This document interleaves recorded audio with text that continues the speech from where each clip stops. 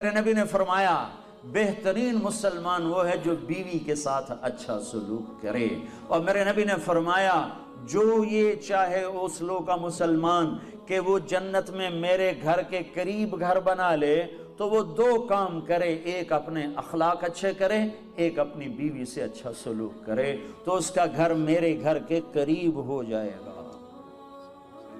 تہجد پڑھے، جہاد کرے، تبلیغ کرے، ذکر کرے، مراقبہ کرے، یہ نہیں فرمایا کہ وہ دو کام کرے، ایک اخلاق اچھے کرے، ایک بیوی سے اچھا سلوک کرے۔ یہ بیوی سے اچھا سلوک بھی تو اخلاق میں آتا ہے، اس کو الگ کیوں کہا ہے؟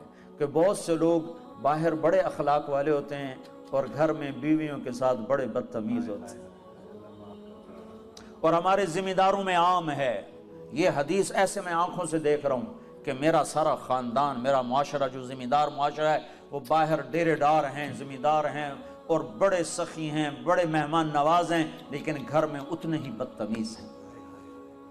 بیویوں سے ایسے سلوک کرتے ہیں جیسے نوکرانیاں، بیویوں کے ماں باپ کو ایسے گالیاں نکالتے ہیں جیسے انہیں گالی دینا ثواب کا کام ہے۔ پھر بیویوں کو بھی سمجھایا، برابری، توازن قائم کیا ہے کہ اگر میری شریعت میں سجدہ ہوتا تو میں بیوی سے کہتا خامند کو سجدہ کرے۔ ایک عورت نے پوچھا یا رسول اللہ میری شادی ہو رہی ہے، میرے خامند کا میرے اوپر کیا حق ہوگا؟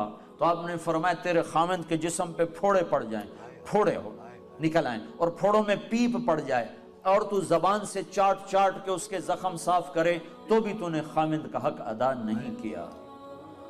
لو ان المرأة صلت خمسها صامت شهرها حسنت فرجها اطاعت بالها دخلت من ای ابواب الجنت شاءت۔ میرے نبی نے فرمایا جس عورت نے 5 نمازیں پڑھی، رمضان کے روزے رکھے، خامند کی اطاعت کی اور بدکاری نہ کی، عزت میں خیانت نہ کی، تو جب وہ آئے گی تو جنت کے 8 دروازے کھل جائیں گے۔ اللہ فرمائے گا جدھر سے چاہ چلی جا، جنت تیرے لیے ساری حلال ہے۔